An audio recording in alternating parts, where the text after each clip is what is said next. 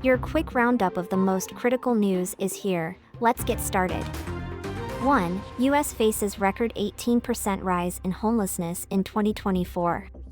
Homelessness in the United States reached unprecedented levels in 2024, with an 18% increase from the previous year, according to the Department of Housing and Urban Development, HUD. This surge was driven by unaffordable housing, high inflation, systemic racism, natural disasters, and rising immigration.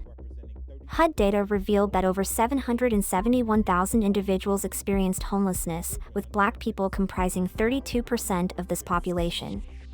Alarmingly, children under 18 faced the largest increase, 33%, as families struggled to cope with economic pressures. The crisis has become increasingly visible, with tent encampments becoming a common sight in major cities. Advocacy groups are urging the government to address root causes like housing shortages and wage inequality to combat the escalating crisis. 2. Undersea infrastructure at risk. NATO heightens Baltic vigilance. NATO announced heightened security in the Baltic Sea following suspected sabotage of undersea power and internet cables, which disrupted Finland and Estonia's infrastructure. Finnish authorities linked the damage to a Russian oil tanker, suggesting its anchor dragged along the seabed. The Kremlin downplayed Finland's seizure of the tanker, but Baltic nations remain on alert. Estonia launched a naval operation to protect its electricity link, and Sweden increased surveillance of ship traffic. Estonia's Justice Minister Liisa Pakosta called for updates to international maritime law to safeguard underwater infrastructure. As investigations continue, Finnish police have questioned the tanker's crew, suspecting ties to a shadow fleet evading sanctions on Russian oil. Authorities estimate repairs to critical cables could take months.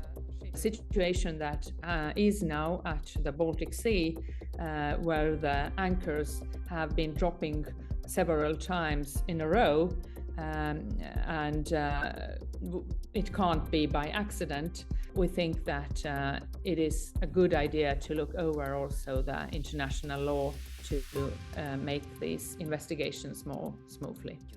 3.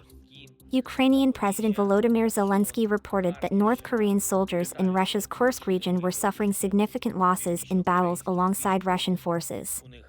In his nightly address, Zelensky claimed the North Koreans were sent into combat with minimal protection, often facing execution to avoid capture. Zelensky noted instances where wounded North Korean captives couldn't be saved, labeling their deployment an example of dictatorship-induced madness. Western intelligence estimates 12,000 North Koreans are stationed in Kursk, with over 3,000 killed or wounded.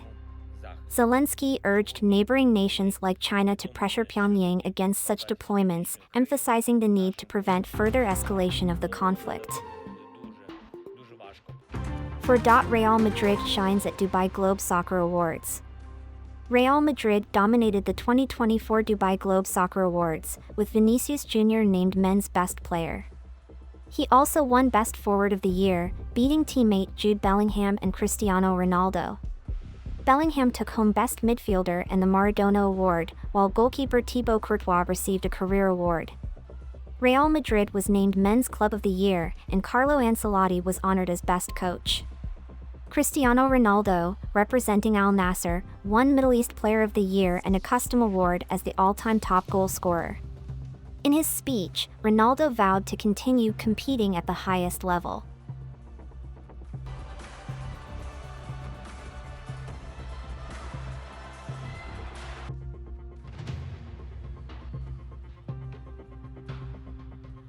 They always support me, and keep going because I will continue.